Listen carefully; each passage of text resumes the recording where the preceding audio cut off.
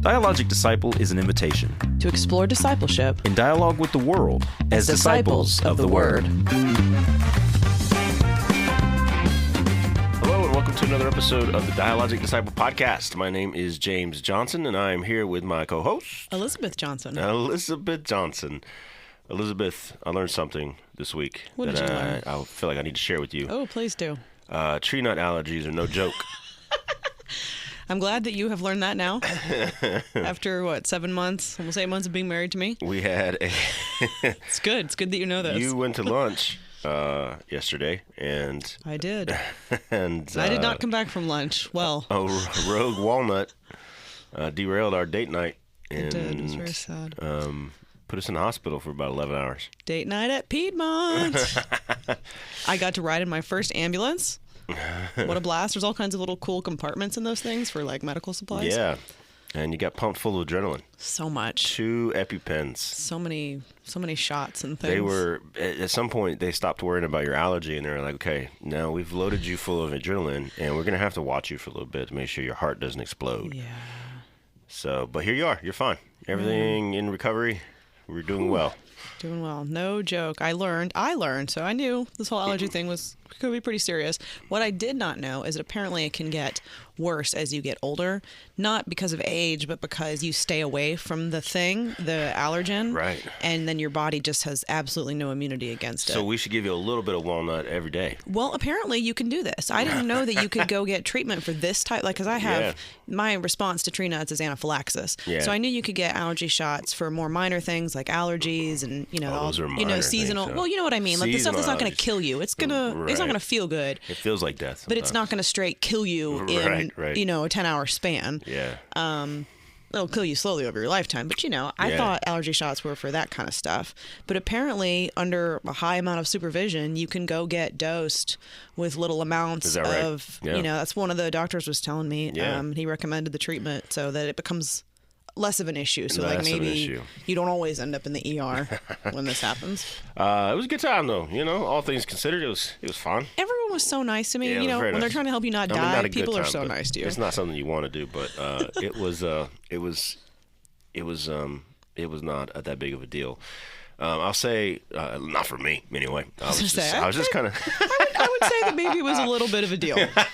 It was, No, it was scary there for a minute, but we got through. We appreciate the prayers for everyone out there who heard about it and shot up a prayer for us and for Elizabeth. Community, man. It's a beautiful thing. Christian community. I was doing some research while we were sitting there, and I was curious, like why do we have food allergies in the first place? And one of the articles that I looked at, or one of the things that I saw, was that that our immune systems are designed to combat like viruses and parasites, and they are designed to combat these kind of foreign agents that get into our bodies. And we live in such a clean world now, for the most part, particularly here in the West, as privileged as we are here in the United States, that our bodies actually create enemies. Mm-hmm. They actually our immune system is like, well, I'm not fighting the things I'm designed to fight, so what else can I fight? It's like the guy in the room is like, all right, I came here to fight. Yeah, I'm gonna fight. Yeah, survival. So let me find something. I also learned that sometimes your body can get confused. Because all these allergic reactions are mostly learned behavior by our immune systems, and so if you have some other sickness or virus or thing that's going on in your body, and then you encounter a protein for the first time while that's happening, like a walnut protein, your body can associate that walnut protein with that other virus and that other thing, and so every time you eat a walnut protein, it goes into fight mode.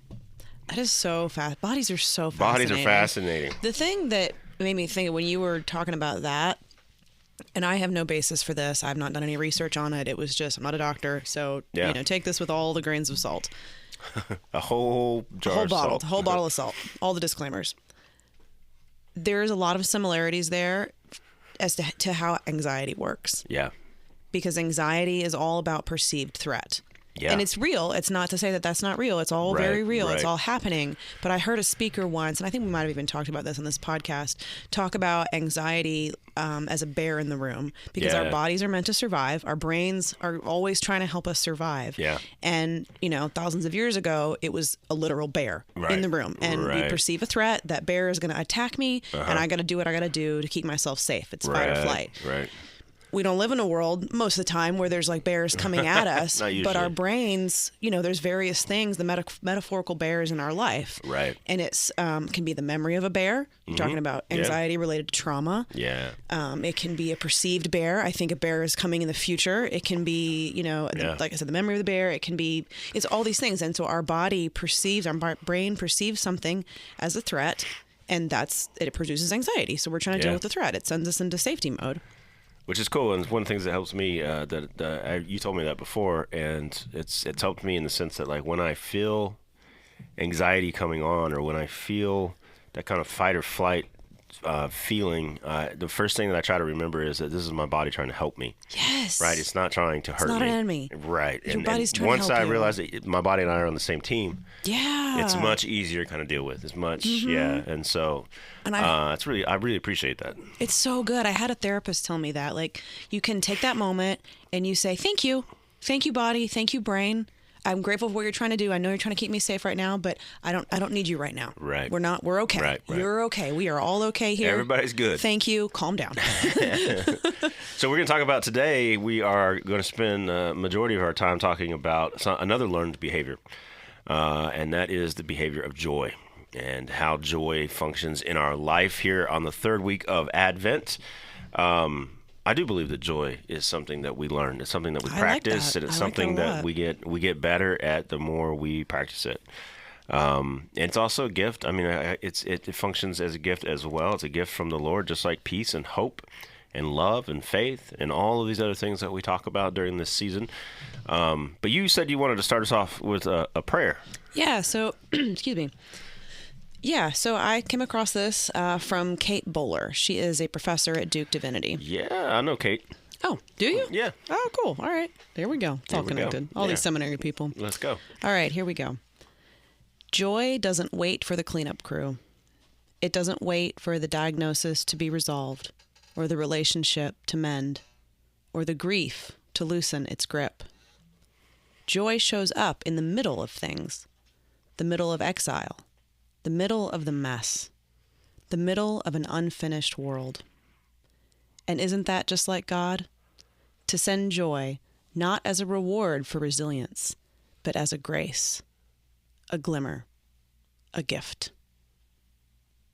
Amen. That's good. Amen. Yeah, that's fantastic. I guess more like a reflection than Yeah, a prayer, well, but still. I love anytime. that. Yeah, I like that a lot. And I think that speaks to what you're saying. It's a learned behavior, Yeah. Yeah. Yeah. And it's not something... Yeah, it's something we find in the middle of things. Yeah, I like that idea that yeah. it's a grace. I think sometimes you can be surprised by joy, to quote a book by C.S. Lewis, but Yep. I often think that that joy is something that we can develop and mature in our lives. Now the issue becomes when we become so saturated and blanketed with the situations that we find ourselves in. The situations that are breaking us, that cause the anxiety, that cause the despair, that cause the depression, and all of these other things that kind of shroud our hearts. Sometimes it's hard to find that joy. Sometimes it's hard to see that joy. In fact, sometimes it's impossible. And we start with, this week, as we have every week, we start with Ichabod and Ichabod's mother. And the situation that she finds herself in, which happens upon her very, very suddenly, which I think is part of the problem for her, is that in a single day she loses, everybody. Everything. She loses everything. And it so consumes her and defines her in that moment that she can see no joy. She can have no joy. In fact, joy is an impossibility for her. And the end effect of that is that she just gives up her life. She surrenders, because without joy, life is a hard and dark thing. Yeah. And yet, even though that situation for her came upon her very suddenly, I do think that some situations that we go through, and this is what we talked about this week, is situations can last forever.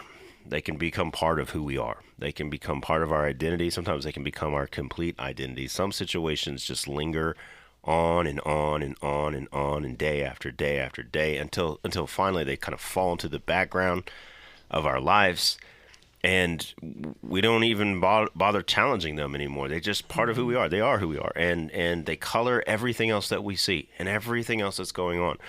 We talked about a couple different stories this week in the devotional about folks who have this kind of lingering situation that is no longer something they struggle against. It's just who they are. And so that's what we're going to talk about today. Yeah. I think my question in response to that is, what if God made us for joy? How does that change that? If we believe that God created us to experience joy, yeah, and also at the same time, we have to hold that God made this world. Yeah. We live in this world. God created us as beings in this world, and this world is broken. But if that is true, and it is also true that God made us for joy, yeah, what can that do for us? that's Does that part change of our things? design. I don't know. Yeah, I think I think that's true, right? And joy is not. I guess one helpful thing to kind of highlight is that joy is not the same as feeling happy. Yeah. And joy is not even the sense of contentment. Joy is, the way I described it in the book, kind of ripping off of a guy named Friedrich Schleiermacher, is that joy is the sense and taste of God's infinite love, Yeah. God's the infinite weight of His glory upon us. It's just a sense and just a taste, not the fullness of it, but just a piece of it. But that's it. God made us. Yeah. But God made us as receptacles of joy. Like we are supposed to be a joyful people, and you can have joy in the midst of suffering. You can have joy in the midst of darkness. You know, that is the light that we carry in the world. That is what makes us the city on the hill and the light of the world, is that we are people of joy. What you can't have if you're a joyful person is cynicism. Mm-hmm. What you can't have if you're a joyful person is offense and things like that. Like, there's some things you have to let go of, and things that have to be swallowed up by joy in order for you to remain joyful. And I think that's a helpful redirection. If I find myself in despair, in cynicism, which are all normal human things. Yeah. It's not a criticism, it's not a judgment. We all go through that. But if I can step out of that, I can realize, I can acknowledge that I'm in that and I'm in a space, but I can also say to myself, God made me for joy. Yeah. And therefore, what do I need to do? How do I need to change my perspective? How do I need to look out in the world? How do I have eyes to see those things that remind me that I have a loving God, I was created by a loving God, and I'm living in that loving God's creation, and there is joy for me to behold out there. Maybe it's a very small thing. Yeah. A little piece of grass growing through the concrete. You know, that always makes me think about God. You know, so Yeah. that's a little joyful thing. Yeah. You know, it's not going to fix everything. It doesn't change that there's a cruddy situation, but there is joy there.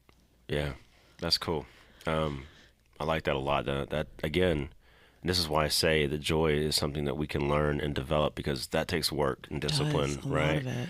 You have to, in a lot of ways, I think for a lot of us, at least for me anyway, that you have to rewire and reprogram your brain to default to joy rather than to default to what I usually do, which is oftentimes like a very, I wouldn't say incredibly cynical, but a cynical, joking around kind of mentality, which is antithetical to joy. I think any form of cynicism is antithetical to joy. People who are cynical, people who are sarcastic, you know, as a default mode, people who are consumed with being offended or offending other people, and all of that's antithetical to joy. You cannot experience joy and be in that mode at the same time.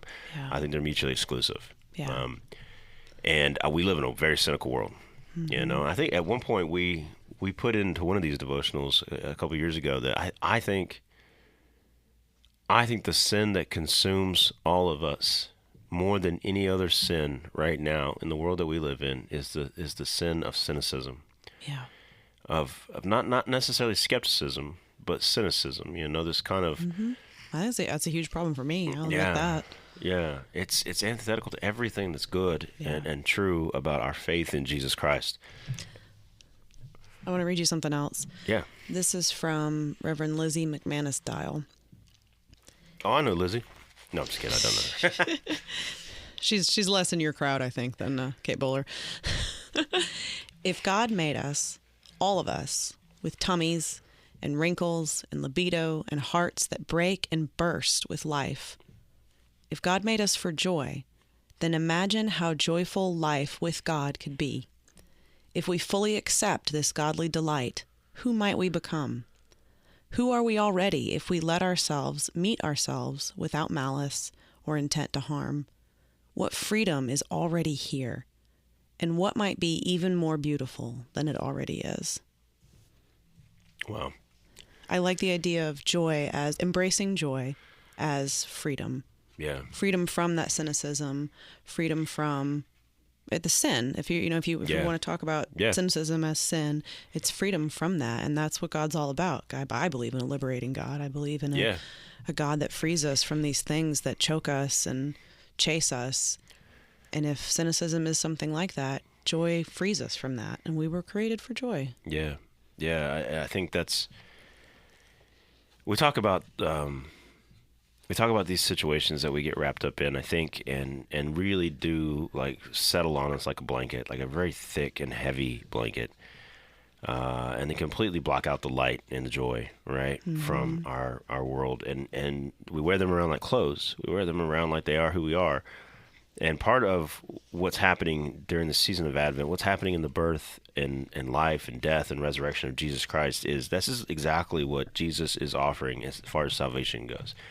We think about salvation as something that's about what happens when we die, but salvation begins here and now, right? Yeah. And the salvation that Jesus is offering, the message that the angel delivers to the shepherds is that this is good news that will bring great joy to all the world. And it is an obliteration of that blanket. It is a removal of the veil from our hearts so that we can see clearly that God did make us for joy, and that the message that God has for us is a message of joy, and to surround us and wrap us in joy rather than in this blanket of our situation that we're in. The situations we're in have a lot of weight, and they do weigh us down, but the glory of God also has weight. It has this weight that kind of frees us. Yeah. It's a paradoxical weight. And joy has a weight, right? It has a weight to it, a reality to it, a presence to it that is all wrapped up in that little baby who's wrapped up in cloths and lying in a manger. Yeah. So I'm really big on practical stuff. Like, how do we get from this place? You're always trying to bring my beautiful palaces I build in the sky down to the mud. I know. I'm sorry. But go ahead. Let's track some mud on the floor. Well, it's the weight thing. Okay, so this relates to this. I think the bridge is mourning. And that is part of the weight. It's the weight of glory. I think as Christians, we are called to mourn. Blessed are those that mourn. Jesus tells us this. And you're talking about Jesus comes to free us in this life, not from this life. Ooh, good. Good turn of phrase. And mourning is part of how we do that. So it's not about escaping these situations or changing or healing. God can do that. God will do that. It is possible, but that is not always the point. And I think we have to mourn, because in mourning, we get the comfort of God, and that is the pathway to joy. God can't comfort us if we're not willing to mourn. That is a space where God enters in. And so instead of going down that road, because I think you've got two paths. You've got the path of cynicism and despair. What happened to Ichabod's mother? Yeah. She was consumed by that. The alternative pathway is not ignoring all that awful stuff that happened. Yeah. It's mourning it. Yeah. And that's heavy. It's a weight. It's hard. But in mourning, God finds us and God comforts us. Yeah. And then that's how we get out of that. I think that's spot on. Mourning is hard though, and it's not really hard. It's not something that it makes people uncomfortable. Particularly if you're not the one that's in mourning, right? It can make people uncomfortable. So there we go. Weight. It's hard. It's hard. It's the weight of glory. Because that's how we get there. We've got to hold it together. So what you're saying then reminds me of one of our passages from this week, then from Friday, where we talk about Hannah, Samuel's mother, and she, finds herself in a situation where she's unable to have children. Very familiar theme in Scripture. Mothers and sons, man, there's a connection there. But she's unable to have children, even though her sister wife, her husband's second wife, is able to have children, and her sister wife, I guess is what we're going to call her. Penny, I call her because her name is almost impossible to pronounce. But Penny is able to have kids, and she mocks and ridicules Hannah because she can't, even though Hannah's husband loves her deeply and gives her like double portions of food, and like, he's like, hey, look, aren't I better than 10 sons? You know, like he's like, but she can't see that, right? Because she's so wrapped up in her situation, she can't see this obvious kind of offer of joy that her husband's giving her, because she's wrapped up in blanketed in her situation. And I think what happens to her is, much like Ichabod's mother, she gets to a breaking point, but she breaks the other way. And like you were saying, there's two paths, right? And rather than continue down that path of cynicism, brokenness, and rather continue on that path of joylessness, she finally just surrenders to God. Yeah. And there's mourning in there. There's grieving in there, right? She's grieving her situation, right? She makes a vow to God. She offers to God. She says, hey, look, give me a son. And if you do, I'll give him right back to you. And that's my vow, right? That's her way of, I think, of going through the grieving process, of grieving the life that she has lived so far, mourning all that she's been through. She doesn't give up, but she gives over to God with this thing. And it's that act of giving up and giving over to God. It's that act of mourning this thing to the point where you're like, you surrender it to the Lord, that actually brings her a little bit of joy and starts her down the path of joy, right? She goes to the temple or the place of worship in Shiloh, and she's praying to God, and she's desperate, and she's finally releasing this thing to God. And Eli sees her, and Eli thinks that she's drunk, and she has a little back and forth. And then finally Eli's, may the Lord bless you and give you what you've asked for. And in that moment, after having mourned this, given this, vowed this, prayed this, delivered this, released this to God, that moment of recognition from Eli is what begins her down the path of joy. It says that she's able to eat again, and that her face was no longer downcast. She has not even received the son yet. She's going to. She has not received the answer to her prayer yet, but simply by praying, simply by giving it up to God and going through that process, which is hard, already she's moving toward joy once again. And I think that is very telling for us, something that Ichabod's mother, I wish had known. Yeah. And I think something that we all should know, just the act of finally giving this situation, whatever it is, And Hannah had been in this situation for a long time. Yeah. It had become her identity. It had become who she was. And she finally released it, and we don't know her now. We don't know Hannah now as that woman who was getting picked on and ridiculed and who was depressed and despised. We don't know that woman. We don't know Hannah as that woman. We know Hannah as the mother of Samuel, right? And not just the mother of Samuel, but the mother of like 5 other kids she has after Samuel, because of this surrender that she does, that she gives this thing over to God. Take it to the altar. Leave it at the altar. And that's, I think you can think about that as part of the mourning process, right? Absolutely. Part of the grieving process. You have to be able, we've talked about this in other contexts, but what we're talking about here really boils down to the same thing we said a couple years ago when we were doing the Kenosis Advent devotional, which is that in order to get out of these situations that we find ourselves in, they are so intricately tied to who we are. They're so woven into the fabric of our identity that you have to die to yourself, empty yourself. Who you are now in this situation has to die so that somebody else can be reborn in the joy that comes from the birth of glory himself, Jesus Christ, in the birth of a new person, right? A new creation in Jesus Christ, as Paul talks about it. We talk about, and we have talked about, how God is doing a new thing. God is doing a new thing. God is doing a new thing. He's always doing a new thing. But we have to do something new too. Like we have to see the new thing and embrace the new thing and be transformed by the new thing.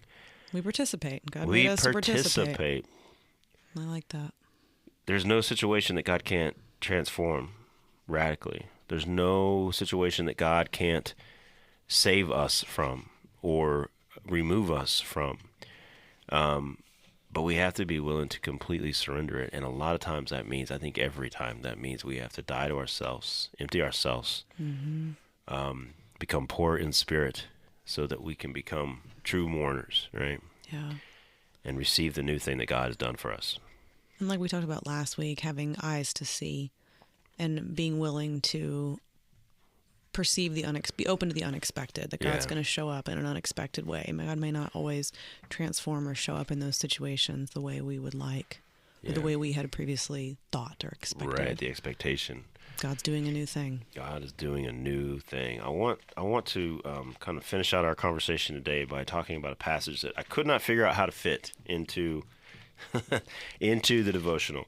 I really wanted to use this passage, but I couldn't figure out where to put it without it just sounding absolutely crowbarred in. So that's what these conversations are for. Right. Bonus content. So here we go. Paul is writing to the Corinthians for like the 15th time or something, and the Corinthians are like his most difficult church, right? We've talked about this many times. And one of the issues that the Corinthian church is having is an issue that the entire Jewish establishment, or in Jewish leadership anyway, had with Jesus Christ, which is that when Moses and the people cross the Red Sea and they go to Mount Sinai, from the bottom of Mount Sinai, you look up and you can see the glory of God, the presence and glory of God at the top of the mountain. And from the top of the mountain, God speaks to all of Israel. So all of Israel hears God's voice, and he delivers the 10 Commandments, right? I am the Lord your God, you shall have no other gods before me. The Israelites hear that and they freak out. They're like, oh my gosh, that's too much glory for us. Like, too much. We can't do it. So they go to Moses and say, hey man, like, if you don't mind, would you mind just like being a mediator for us, right? If you don't mind, go ahead and you go up there and you talk to God and, kind of have him keep it down a little bit. And we're going to stay down here, but if you'll mediate between us, that'd be great, because we don't really want that much glory of God, right? And Moses is like, okay, it's too fine. heavy. It weighs too much. Heavy, yes, too much of a burden. So Moses goes to the top of the mountain, and he receives the law. And every time he comes, he's so close to the glory of God, and the glory of God has so surrounded him, saturated him, that when he comes back down, his face is shining with the glory of the Lord. And the Israelites are afraid of that too, because they're like, too much, too much glory, right? Come on now. And so they make Moses wear a veil to veil his face until the glory of the Lord, the presence of God, fades away. And then they're like, okay, you can take the veil off now, right? So he has to wear this face mask, basically. And this veiling of glory is exactly what our situations do to us, right? This kind of hiding the glory of God from us, because we're so consumed and we're so afraid, and we're so wrapped up in whatever situation we're in. And what Paul says to the Corinthians in 2 Corinthians chapter 3 is that veil has been removed in Jesus Christ. Number one, there are no more mediators. No, Moses can't mediate anymore. It's Jesus Christ himself who's the mediator, who is God, and therefore not a mediator, right? He's the mediator and the immediate presence of God in the world. It's like, y'all went one too many steps removed from the glory of God. We need to bring you back. Yeah, right. No more Moses, no more veils. This is exactly what the Holy Spirit does for us, is that the presence of God himself is poured out into our hearts, and it transforms us, but it also makes us conduits of God's glory to the entire world, and importantly, to each other. So this is what Paul says as a kind of an end to the whole passage is 2 Corinthians, really chapter 2, verse 12 through the end of chapter 3. But I just want to read the last couple verses of chapter 3. This is I wanted to figure out how to put this in here. Yeah, and so here please, we are. Here we are. So this is 2 Corinthians chapter 3, starting with verse 17. This is what it says. Now the Lord is the Spirit, and where the Spirit of the Lord is, there is freedom. And we all who with unveiled faces reflect as though in a mirror the Lord's glory are being transformed into his image with ever increasing glory, which comes from the Lord, who is the Spirit. Let me read that one more time. I want people to hear this. Now the Lord is the Spirit, right? The Lord is the Spirit. Where the Spirit of the Lord is, there is freedom. Freedom from what? Freedom from our situations, freedom from our pain, freedom from the darkness, freedom from all those things that we think define us, freedom from despair, freedom from anxiety, all of that we are freed from because of the presence of the Lord, because of the presence of the Spirit in our lives. And then it says, and all of us who with unveiled faces reflect as though in a mirror the Lord's glory. We're reflecting the Lord's glory because the Lord's glory has been shown upon us, right? Just like it was shown upon Moses. But rather than veil it, we with unveiled faces are actually reflecting it, like the way that Moses wanted to, or the way that God probably wanted Moses to. And so I'm shining the glory of the Lord from my face to your face, and you're shining the glory of the Lord from your face to my face, and everyone else who gets in our purview around us. We're all reflecting back and forth, and that glory just gets more and more and more intense, right? As God never stops pouring his glory out. He's always just pouring the glory into a bunch of mirrors, and the light's getting stronger and stronger and stronger and stronger. And the effect of that is that every time we look at each other, every time we reflect that glory, we're actually being slowly transformed into the image of Jesus Christ himself, into the image of glory himself, so that when I look at you, I no longer see Elizabeth. I see the glory of the Lord upon you, right? And you are reflecting that to me, and I'm reflecting that to you, and we are being transformed with ever-increasing glory, is what it says here. Ever-increasing glory, which comes from the Lord, who is the Spirit. That is salvation. That is sanctification. That is the whole game right there. This is the whole point. Preach, brother, preach. But it starts with unveiling our faces. Right, it starts with getting unwrapped from our situations, which is something that takes time to do. It's not an instantaneous thing, but piece by piece, we remove this blanket, and we do it by helping each other do it. We do it with the help of the Holy Spirit, obviously, but piece by piece, the blanket of our situation, the veil of our situation is removed, and a little bit more glory shines through, and a little bit more shines through, and the more shines through, the stronger it gets, until finally, we are transformed into the image of God in which we were originally created. That's the whole game right there. That's why Advent. That's why Christmas. That's why Easter. That's why all of this. I like it a lot. I really wanted to get that in there somehow. Amen. I love it. That's so good.